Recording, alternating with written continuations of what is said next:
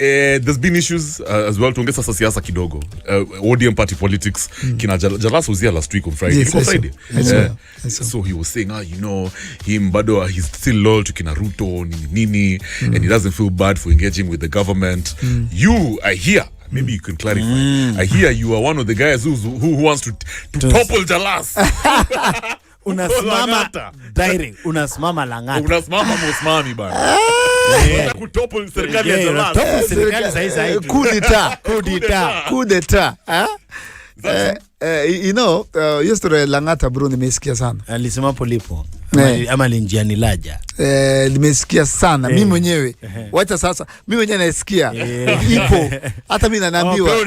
Hata mimi nikipenza Riko Langata. Na mimi semanga the voice of the people is the voice of God. Now you're a politician. Sauti ya watu ni sauti ya Mungu. This is the Modern Vibes on Vibes Radio.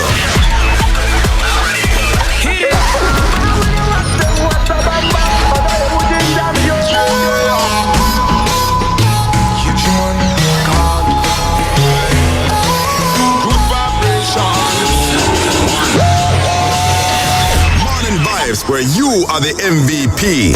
Let me hear a drum play. Rise and shine to positive vibes with the MVPs every morning. And now for our feature presentation. Kwa mjadala kwa public opinion, we're talking about the high cost of living, some historical stuff up IV on the front page of the dailies.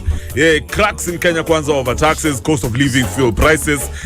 Current cost of a liter of petrol in Nairobi is 211. Fuel prices crossed the 200 shilling mark for the first time in history following the government's latest review. And because of that, we're going to be having a conversation with somebody who has been fighting for your public rights. figure. Maze, Erick Omondi, karibu sana, brother. Asante sana bro. How you doing? You good? I'm good, man. Pole nimechelewa bana. It's all right. Yeah, understood. No, just busy. Anything is expected in Nairobi. Anything goes. Nilikuwa naaliza tu yego naambia tu yego. Just make sure Erick is fine. Yes. Are you sure? Muulize amefika wapi? So tuanze hii conversation take now Erick. Yes bro. High cost of living inazidi kuturamba deadly kabisa. In fact, ukicheki hata Daily Nation na Standard, some people are even asking where is that Wally? Hii ndo sasa kazi yako. You're supposed to be fighting for Kenyans. Kenyan workers especially. Now, you've also called upon Kenyans to join you in protests against the new fuel prices. Yes. Your reception ikoaje? Wasome kureceive fiti? Are people up for the call? People are up for the call. People are finally tired. I was waiting for people to be tired because Kenya wamechoka, unakasikiza wamechoka. Wana feel wamechoka because wako wamechoka hapo awali.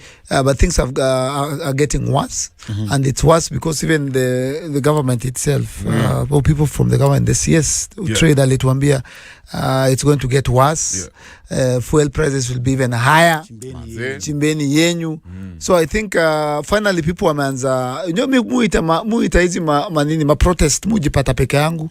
Sasa zingine tuko 15, zingine tuko 20.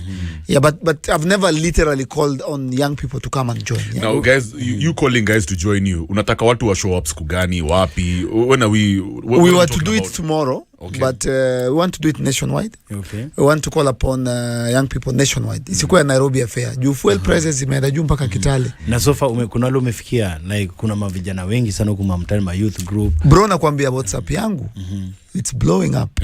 Instagram yangu it's blowing up. Just random messages from guys in Mombasa saying Riko ni lini. Pin location, give us dates. Kitu kianze. Because lazima tusipofanya something, it's gonna get worse. Idea yako kubwa kwa historia yote tuseme maandamano. Tunatafuta, lakini this time ni haina politicians. Ni kilio cha haki kwa Wakenya. Kwa Wakenya. Ni ya Wakenya. Do you think itabea fruits zote so far? Itabea so much fruit because you see, wanasemanga strength is to the young and the wisdom to the old. And if the old cannot use the wisdom to uplift the young, then the young must use their strength to take to kujitetea. So I think when you mesema, we want to be void of politicians or political parties. We want Kenyans. We want young people. And that's the place of young people. Juu ni kubaya. Now, if we don't do anything or something, it's gonna get very, very bad because The last time you called for protests, Yes. Makarao walikutamba is very dangerous. Tulikuona joke. What's so different this time? Last time I was alone. There's a joke I keep doing that when Raila does calls for maandamano, it takes the whole day. And when inaanzanga hapo 9 hapa sasa hata 6 inaananga paka dark. Ni jua ndio watoa. Na there are always like tons of policemen, GSU, tons of tear gases, water cannons, inakuanga battle. Lakini when Erick Omondi calls for maandamano inakuanga 2-minute affair. Inaweza kuwa ni watu wana feel maybe jueni Erick Omondi na watu wengine wanakuja through comedy. Yes. Na wanatry kupiga this new Erick Omondi ambaye amekam, ambaye ni kama anatry kuvai for a political seat. Is that the story? Yeah, that was the story, but I can tell you for sure I'm actually scared of the ile message napata hapa kuna boy nimejibu sasa hiku nikidrive. Nikamwambia bro sio hivyo. Sio hivyo. Sasa wananiambia Rico tufanye hivi. Tuende pale parliament, tutoke tuende state, anakuambia bro tulia. So wameanza kunichukua serious because wamerealize kina waramba. Na wana realize itafika mahali sasa wa Kenya sio hata wanasiasa. Wa Kenya must stand up in their own hands. And unfortunately it appears as that's the only way we must go. And they need someone to mobilize them, someone to organize them. And that person is going to be Erick Omondi. I promise you. Yeah, that voice is going to be Erick Omondi. And I'm so excited about that because you're very young and you're elevating your conversations na vile unaengage na my guys. Right now you're really concerned about the state of affairs, the high cost of living for example. But kuna watu wanasema pia manze Rao kwa wapi bana? Rao kwani has been compromised. Are you surprised that Rao is not really out there, is not as aggressive when it comes to him maneno ya? Yes. Why is this the case? I would love to speak to the Right Honorable Raila Amolo Odinga, and my message to him would be wacha irambe wa Kenya, let them suffer, asitoke kwa streets tena, atuachie. He's done so much. Every time he comes to the streets, there are certain people that I don't want to mention wanamcastigate. Akitoka wanasema amelipwa, ashapeoka kitu. I think Rao is a liberator, he's a statesman, he's a freedom fighter, he's done his part. Amepigania. Mimi naweza kuambia mzee kwa heshima zote, sasa tulia.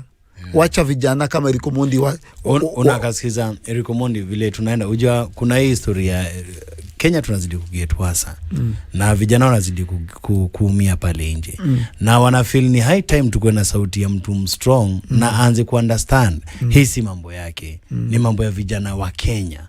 Unaget? And the way the Pan African dream inaendelea get bigger, tunazidi kutaka kufungua maborders, tuende kushirikiana, tuende tukishirikiana na vijana wengi akina UG hapa na kina Bobby Wine vile wana reason. Unaget? Tunaenda West Africa, tunaona vile vijana wa West Africa kina Traore wana take my government at early ages, their 30s. Hapa Kenya babalao jo Eriko. Hii mantle tunaongelea baba apatiane. Apatia kina Erick Omondi. Waingie nayo kwa ground. Bro ni heavy na ni hard. Wewe ukijiangalia na vile unajimezea bro, tumetoka farm. Do you think you are in for the nini? Yes, we are, because mimi usemanga kuna generations 4. Kuna the freedom generation, kuna Jomo Kenyatta, Billet Kagia, Okinga Odinga, unajua Ochenga Neko. Hao ndio wale watu walituletea uhuru. Alafu kuna hawa watu walituletea kuna sasa the second generation na kina Martha Karua, Gitobo Manyara, Kibaki, hao 1992. Alafu kuna sasa Raila, huyu pia second liberation. I think time yetu imefika. Now tuka President Ruto, they are doing their last lap. Wako kwa hiyo nini ya Moi era. Wako kwa hiyo generation ya kina Raila. Na whether it does 5 years or 10 years, atuna haraka nae. But one thing is that nature will establish the fact that our watu time yao imeisha, and we must start thinking, sisi kama young people, taking leadership and changing and bringing a new Kenya. Kenya must not remain the same, because sasa sisi ndio generation itapeleka Kenya sasa the next level. Na ile level ya freedom, ile level ya economic freedom specifically, ile level ya equality, ile level ya transparency, ile level ya unaget.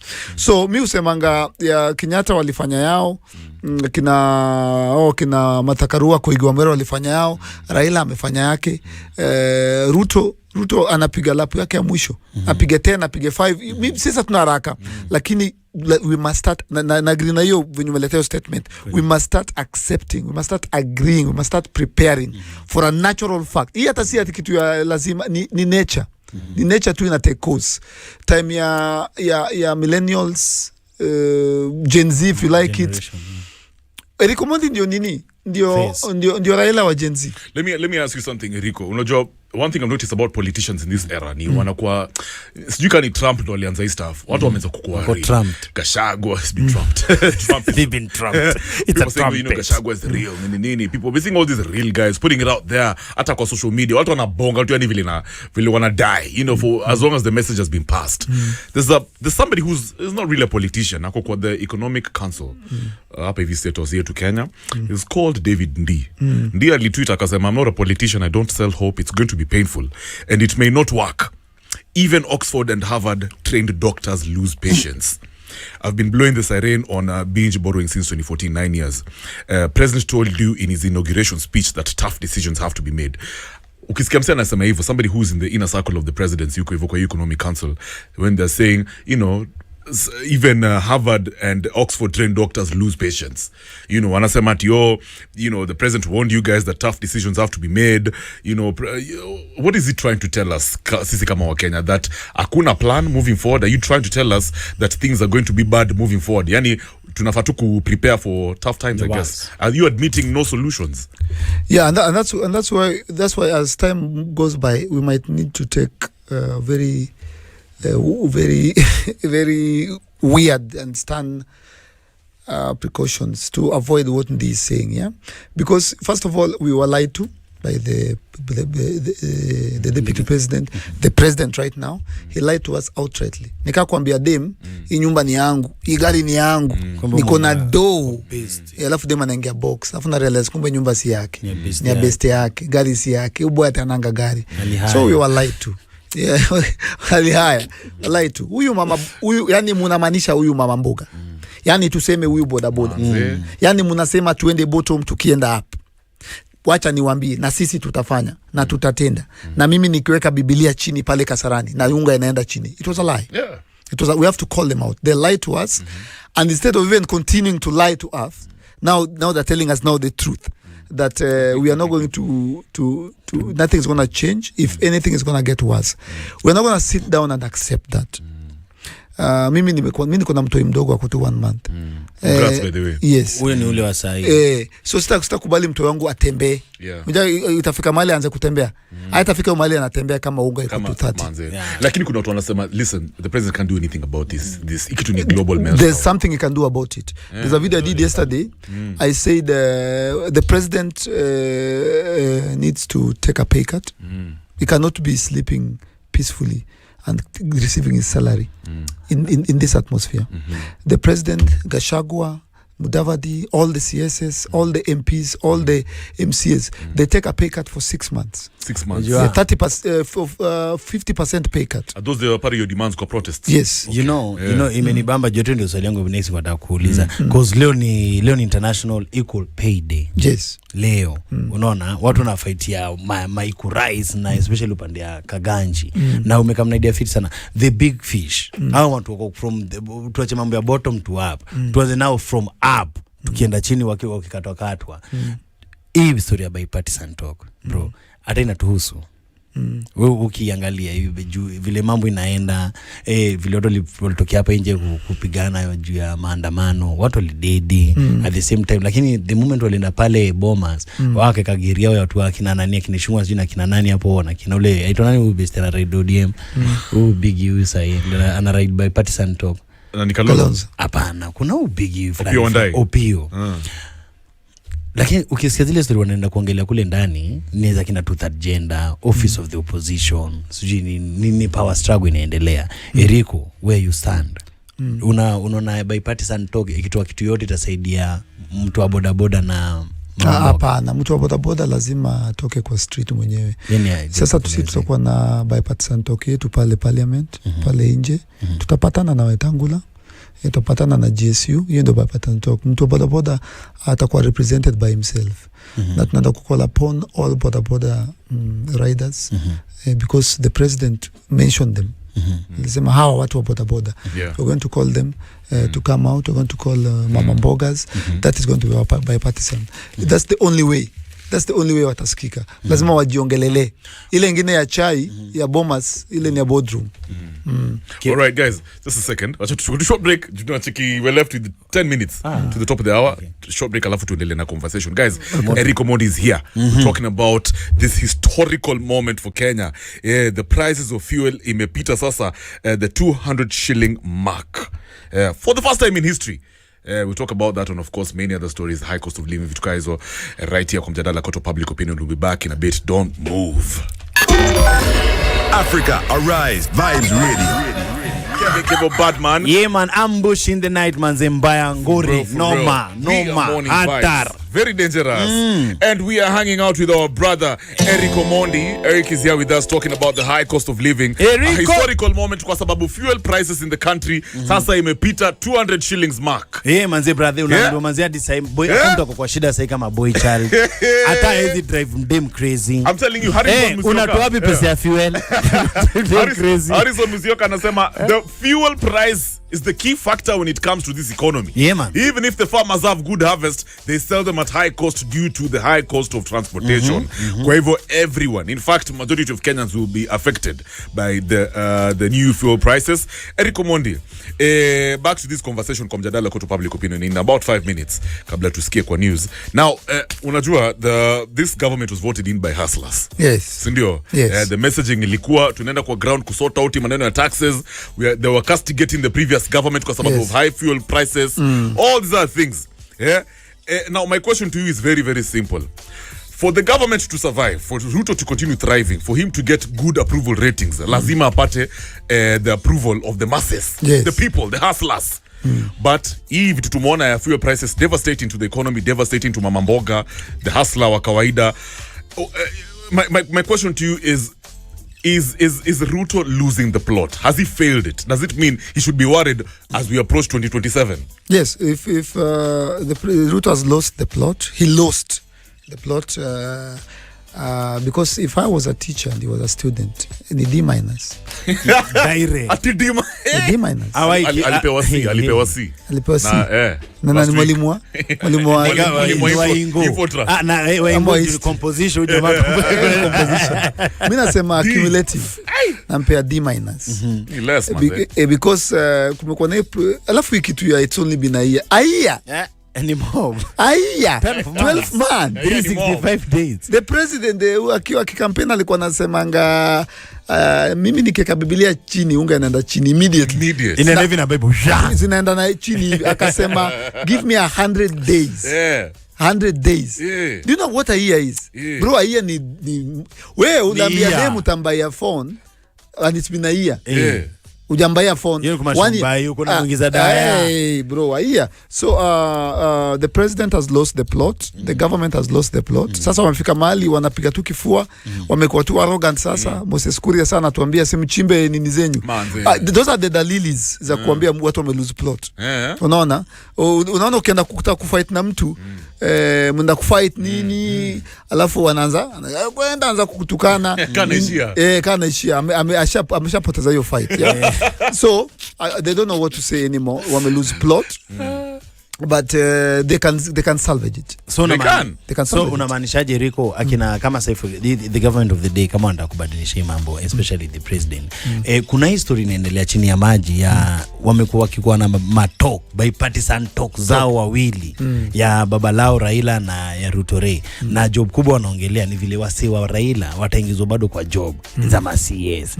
Na at the same time kuna watu wanaanza kufeel hao watu wamekuwa na hizo rhetoric wanabonga bila kuwa na mdomo break the verbal diarrhea. Kuna chances hao ndio watu wa kwanza wanapigwa kipindi ya vile wataondokea. Are you talking about Giga Shagwa? We have tiki. Are you talking about Kuria? Naongeja kina Kuria kina aitangoja yule chala alikula doa kina Masi pale. Mimi nakasirika sana watu kwenda majuu. Akina Mandago nashika corruption we don't care. So Erick, on your stand ndio tujui government inaweza kuwa serious. Watu kama kina Moses Kuria wanafavutwa kazi. If I in the home. Kuria file leo nikikaa hapa vibes. I'm really honestly surprised but on this yes. How? How hata Buni Halwale best yake jana alisema how is he CS? How is Kuria CS? Kuria amekuwa akichoma day in day night. Una get. And I think also shida ni priority. Mimi nazambia hii government to salvage the situation, basic needs. Basic, so wameweka inside out, upside down. Wamefocus kwa electric motor vehicles, electric bikes. Focus on unga, focus on electricity, sugar, basic needs. Hizi vitu za ESG, electric, whatever, hizo ni vitu neither here nor there. Nobody cares. Ni kama parent mwenye ama ni ka traffic light kanairo. Karao traffic anasema mbele ya traffic light inaka green na kibano anakuonesha tu. Unaget aina. Ni ka parent amebaya watu hii laptop, bicycles, ameweka wifi, TV na wajakula 4 days. Doesn't help. So basic needs. Basic needs. So gava focus kwa unga, gava focus kwa wakita kuwin, focus kwa fuel, focus kwa skari, mafuta ya kupika. Wa Kenya feel akienda kwa fuel ako sawa. Hiyo D- inaenda mpaka A minor ama B+. Una get? So yeah, if I was a political economic advisor to the president, nimwambia bro, hii kitu ni simple, tunaicomplicate. Muna-complicate. Punguza unga, do all you can, and there's the power. You just move parts.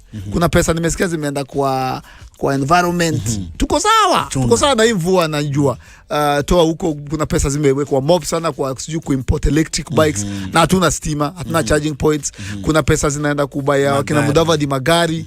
Hizi pesa tukeka pamoja, unga itashuka kesho asubuhi, mafuta itashuka. Shikilia hapo with the top of the hour. Tunarudi bado na tuko na Erick. We're still with Erick talking about the high cost of living right now. These reviewed fuel prices. It's time for the news. 3 kamili with Aseto. Good morning.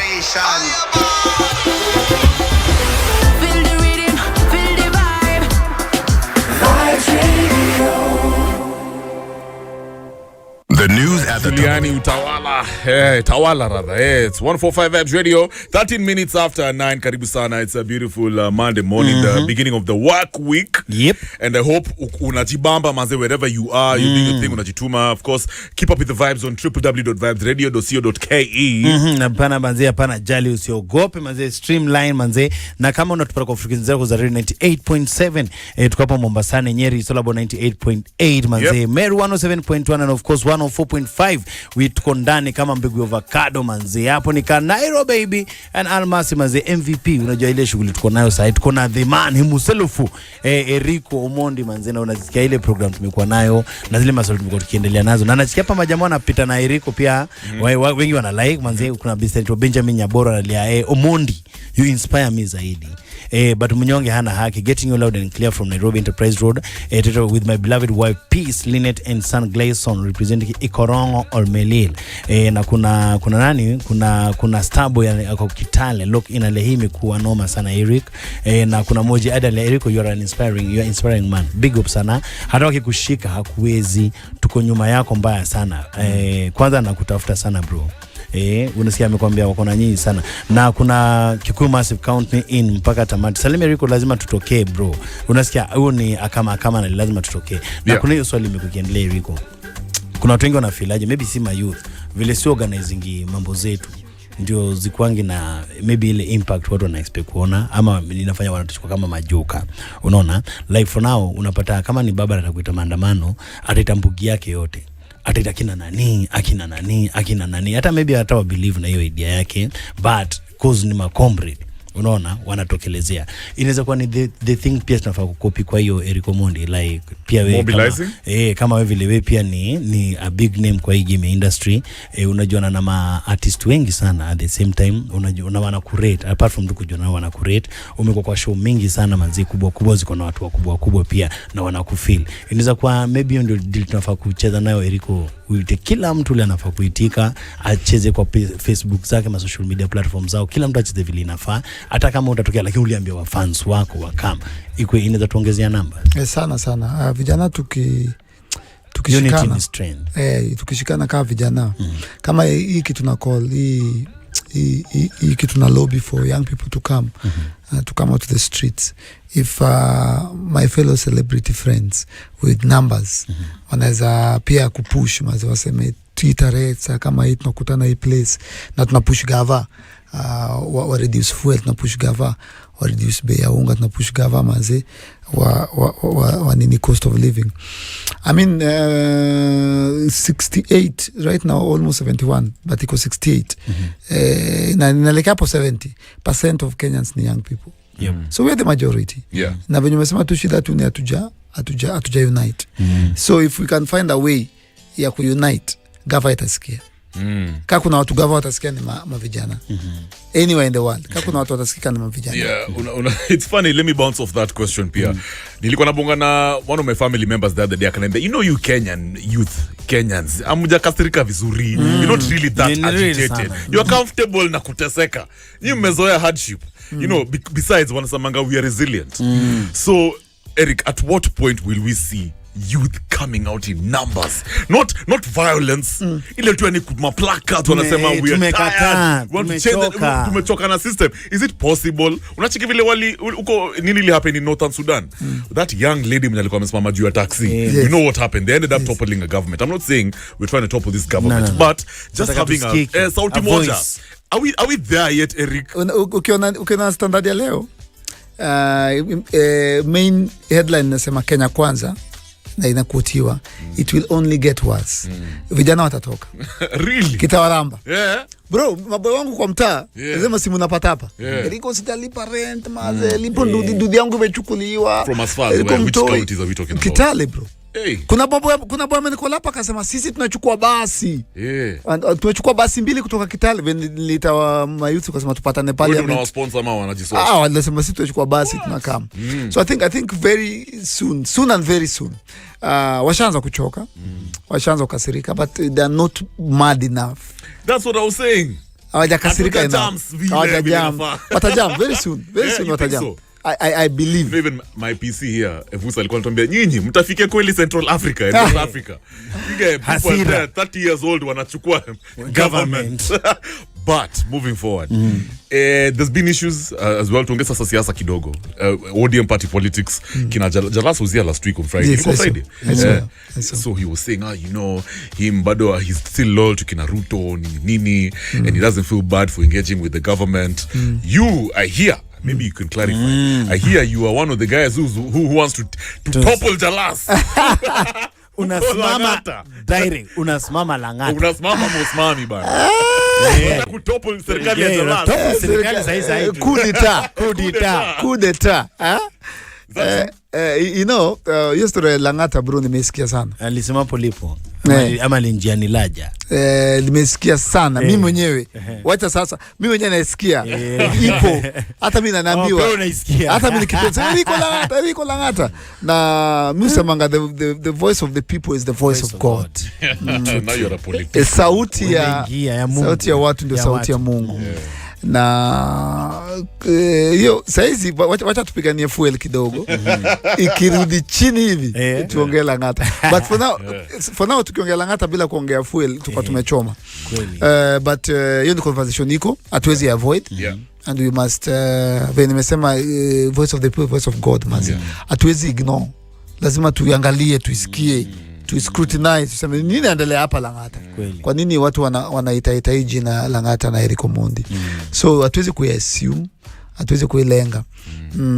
What is the one thing our president anafaa kufanya to instill a sense of hope to a hopeless country, especially a hopeless generation?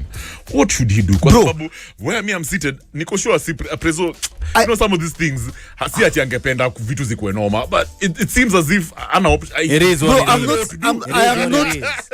I am not a political scientist. But I don't know who is advising the president of this nation. Anafaa vute kazi. Bro, solution is simple. Wacha kwenda left, right, center. Unga. Kwama hapo. Hapo tu. Unga, mafuta. Bro, so simple.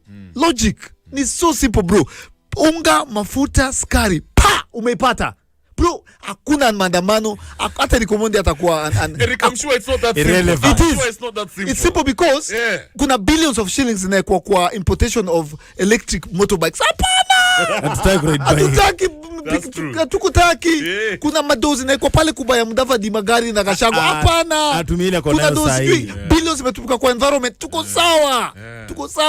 Tuko sawa na ijua na mvua. Tuko sawa. President, very simple. Unga, mafuta, sukari. Pa! Ratings juu. Unatoka D- mpaka A+. Na I can do it tomorrow. Wanasema ni mwa Kenya. Hiyo nimempea mwa Kenya. Hebu nataka kuniambia serikali ya Azimio ingekuwa hapa. Wangegeti kitu right by now. You can't tell us that. Bro, hiki tu ni simple. Mimi napea President Ruto mwa Kenya. Na akiapply hii, nimempitishia paper chini ya meza. Unga, mafuta, sukari. Pa! Bro, rating.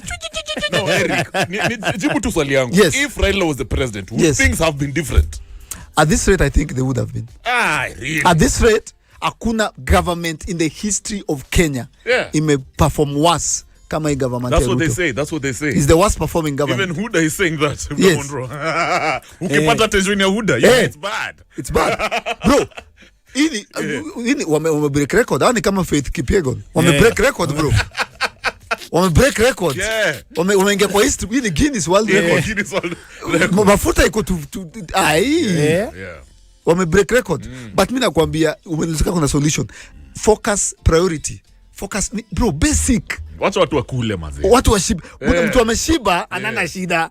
Mtu ameshiba tu amelala tu. Hata vai shati. Hata buda ko sawa. Is it possible that kuna watu, as we wrap up this conversation, Erick is about to introduce super signings of his. Yes. Unajua Erick pia anakuanga kwa conversation ya ma artists nini in a bit. Erick, Jesus, I just got a brain freeze.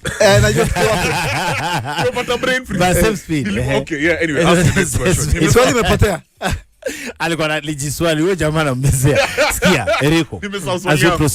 As we proceed, tuko tunajaribu kuuliza Sakase wewe ni msanii. Unaona nini nikipatiwa ango ya wasanii wengine pia come on board. Na wewe kama msanii na the government of the day. Na the government of the day vile imekuwa kibehave. Na vile unaonekana kuna mali na support wasanii kweli. Gava is support wasanii. And we know what art does for Kenya. Gava ina tax wasanii. Yet your art inafaa tumike ifikie kila mtu sahi. Gava inafinyilia, ina suffocate, ina choke. Na ndo na the same time wewe kama msanii umekamleo na wasanii. What they do umeanza kupiga pia idea sasa pia wewe umeanza kuipush wewe mwenyewe pia watu waichukulie from there. Kama wasanii nimeleta hapa leo ni governor na general wako na talent. Hiyo talent yao bro ndio itawafeed. Jua maboy saizi wakitake over industry watafanya mashow kubwa kule TZ, watapiga mashow makubwa kule Nigeria, makolabo kule Jamaica. Una get kama kina Mabana Boy Jumaze wacheze na Gengeton. General Wolan Shattered. Huyu ni huyu akiongea utasikia anasema nitaka kutranslate. Anabonga patwa. Utampata. So producer amesema kabla mogote wase just in 2 minutes mafans wanapiga simu sana.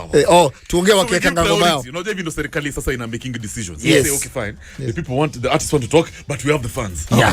Tuongee na Wakenya bana. 0719012700. Guys, we are with Erick Omondi. Before we introduce some amazing artists over here who he's just signed. Uko na swali gani ya Eriko? Eriko amesema he is encouraging Kenyans to get out there and join the protest. Anti-fuel prices protests. It's going to happen very soon. He'll tell us exactly when we should join him and where in a bit. Lakini kama kuna swali Eriko, he's listening. Tuanze na Brayo kutoka Endarasha. Good morning, Brayo. Umsame bounce. Sawa. Jimmy kutoka Mlolongo. Vibe, good morning, bro. Good morning, Kev. Karibu sana my brother Jimmy. Erick ako hapa hivi. Do you have any question or comment about hizi vitu zote tumeongea? Eriko. Niaje buda? Fiti sana. Sasa mimi nakuulizaje? Yes bro. Ni kweli una mobilize mayouth? Yes bro. Ni kila pahali ama ni Kenya, Nairobi tu? Ni Kenya yote. Tunataka watu watoke Kitale, Kilifi, Bungoma, Taita Taveta, vijana wote hapo wenye wako kwa border, within the borders of Kenya. Ni sawa, wewe jaribu kungangana penye utaweza, sisi tutafanya venye tutaweza. Big up. Nikisikia hivyo na fry bro. Big up. Asante sana. All the way kutoka Narumoro. Davey, call me back from Narumoro. Vibe, good morning. Good morning. Karibu sana my brother. Tunaongea na nani? Good morning. Karibu man. So what is your question ama comment to Erick Omondi? And naima nini ya high cost? Eriko. Niaje buda? Fiti sana. Kwa sambamba? Oni Tonui kutoka Kitengela. Inaweza. Sasa swali yangu ni wewe ni msanii na unataka kuingia Lang'ata. Na unataka kuja kumobilize youth na una plan zingine. So kuna hawa wasanii tuliona Jagua, tuliona Mohamed Ali, alikuwa comedian. Waliingia huko walichange sana. Walichange sana, hawakwenda kufaitia hiyo nini yao. So ni nini itaonyesha wewe ukiingia utachange. Alright, sasa asante sana. Swali noma sana. Davey, good morning. Yeah bro. Hello. Guys, ukitupigia simu speak up. Vibe Johnny, good morning. Yo Kev. Yo, niaje bro, tunaongea na? Naongea Dante. Dante, unasemaje? We have Erick in the building. Mi kwanza ni kuwagotea na iendelesha fiti. Thanks bro. Alafu niseme aje. Yeki nika Kenya tuliuzia uoga na hawa wazaa unacheki. Vijana tunakuanga sijui ni aje unacheki kama rasta hivyo unacheki tunauzia uoga sana hawa wazaa saa unacheki lazima tuwatii na cheki saa nyingine. Oh, pole sana. All the way from Nairobi. Davey, good morning. Good morning, Kevin Matara. Welcome to the conversation. Tuko hapa hivi na Erick Omondi and of course Pierre Kevo Badman. What you have to say, brother? Okay, first I would say congratulations to Erick Omondi for uplifting those boys there. Zanu wasanii at least anaweka mahali. So yes. That's my first comment. And then may I have questions as well. Now, on this maandamano, yeah? Yeah. And about price of fuel and everything. Yeah, I believe unasema hizi protests yes. Fuel prices. Okay. Yes. Now, when I believe protest is part of our constitution. Yes. Absolutely. But now my question is, even if we go out there and protest, do you have a solution for this problem? What's the end? Because we can come out there and protest and everything, but if we're not giving that person a solution for what you're protesting about, then you won't see the reason for you protesting. So I think it will be just a waste of energy, right? Which we should put it somewhere else. Okay. Then I believe, and then in terms of cost of fuel, cost of fuel, I believe in every anything that you do in life, you must leave your comfort zone. Yeah. Tumezoea pesa inakopwa, inakulwa, we don't feel the pinch. Yeah.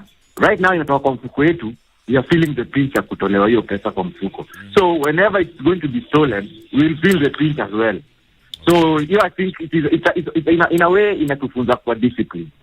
So let me, I don't know, for myself I just say I can wait, see what happens, but kini kibiwa, binda kwa fast kwa street. Hiyo uongo.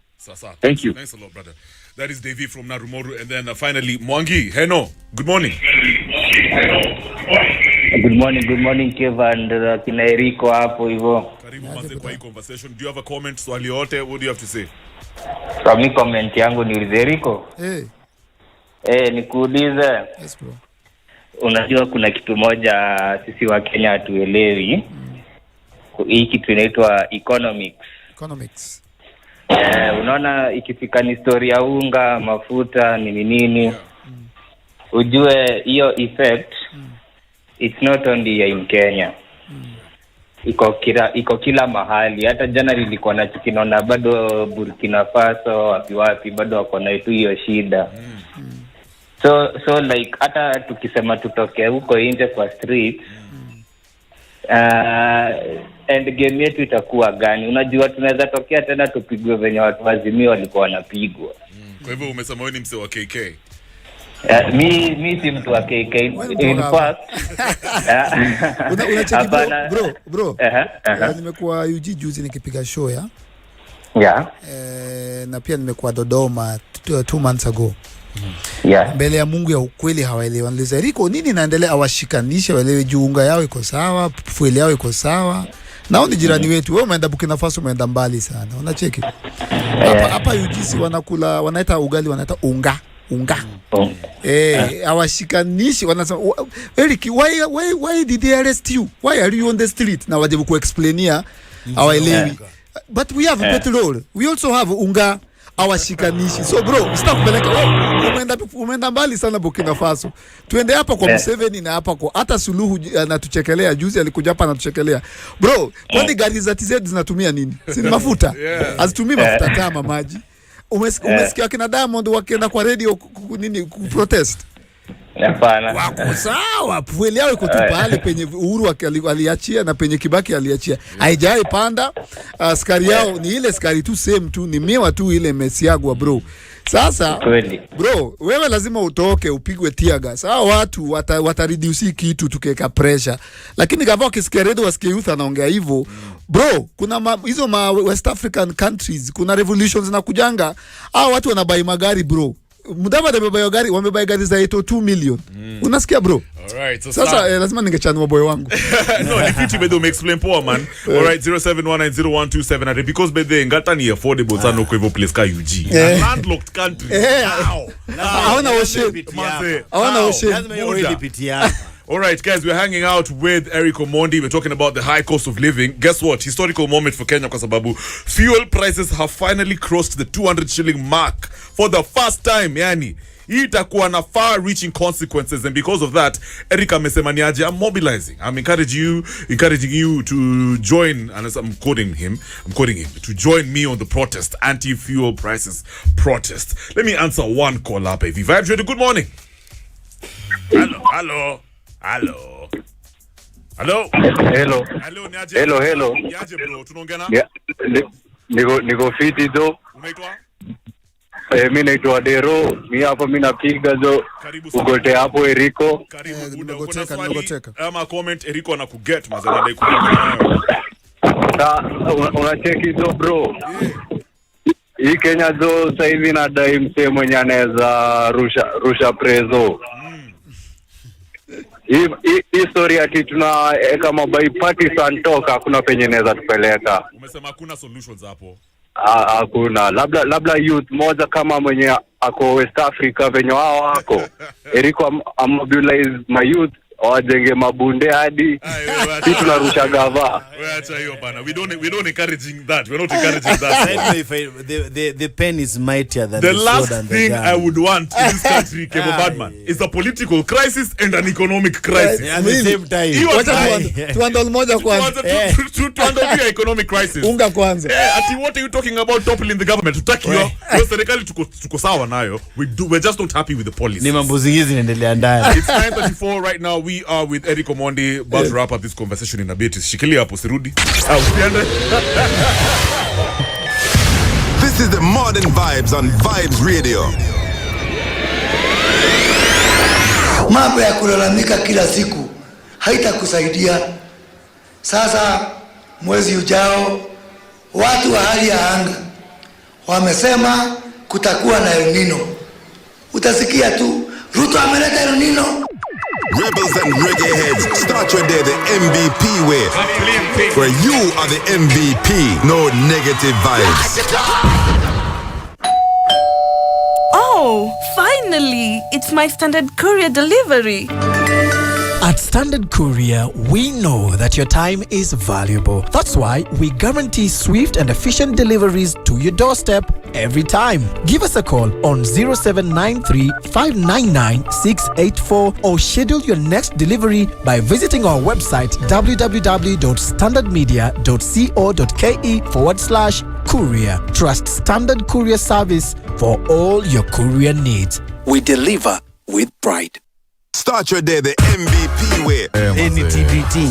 That's on. Unijua natoka kitambo. Toka zile enzi za bano. Kwanza bano. Kuna mzana mlimariana. Asisi ndio wimbo. Rise and shine to positive vibes with the MVPs. Aliniambia Wanjiru alikuwa mpoa. Kupika ndio ilikuwa ngani issue. Wanjiru anapika, kila kitu anaeka supu, chapo anaeka supu. Get your fix of conscious talk, personalities, and the hottest reggae Wanjiru anaeka supu ni kwa food for thought. I'm tired. Know what's hot and what's not with the MVPs. Lakini Jalas, watu wanauliza, unataka president kushika mkono, why do you have to do that? Ni kama kukua kwa matanga na mamako ndiye anapika hiyo siku. Buda utakula gidiri. Utaletewa si nyake hata. Utaletewa gizzard buda. Na utachakuliwa mavitu soft. Every day of the week 6 to 10 a.m. only on Vibes Radio. Kebo Badman and Kebo Matar. Yeah. Kebo Badman and Kebo Matar. It's 104.5 Vibes Radio. #morning vibes.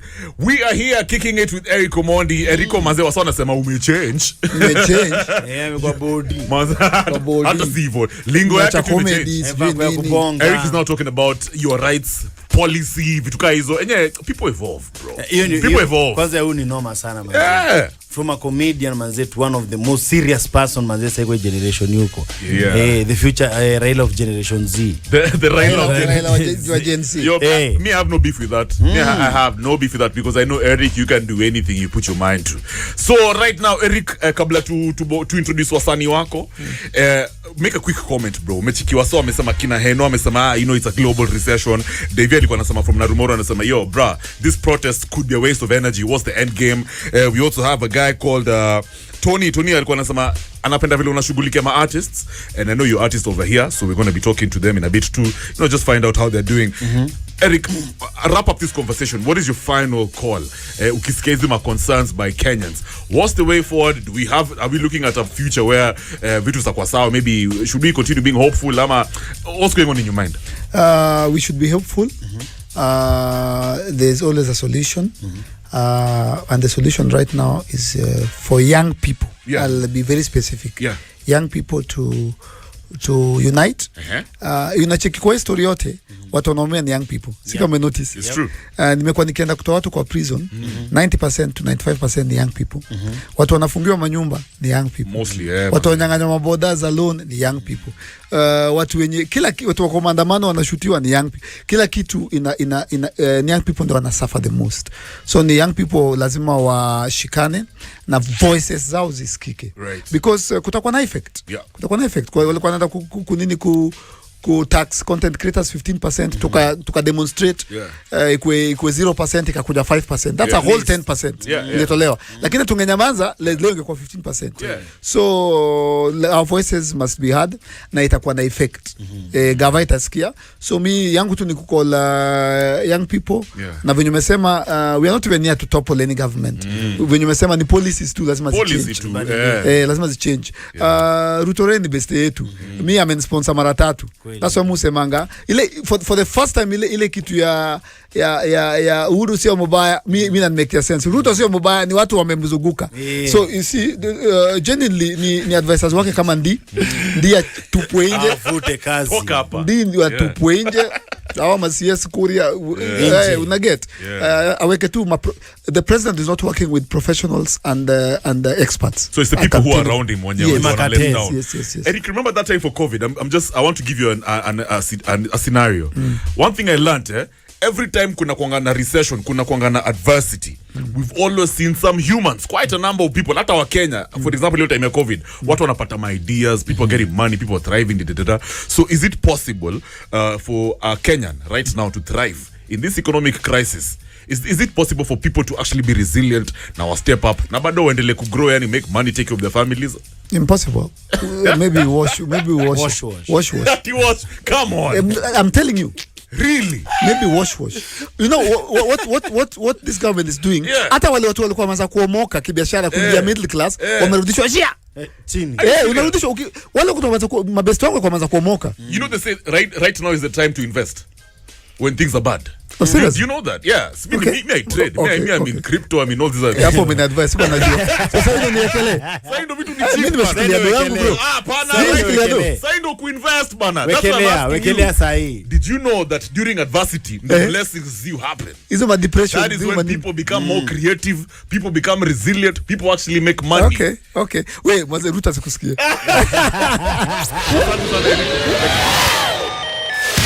This is the Modern Vibes on Vibes Radio.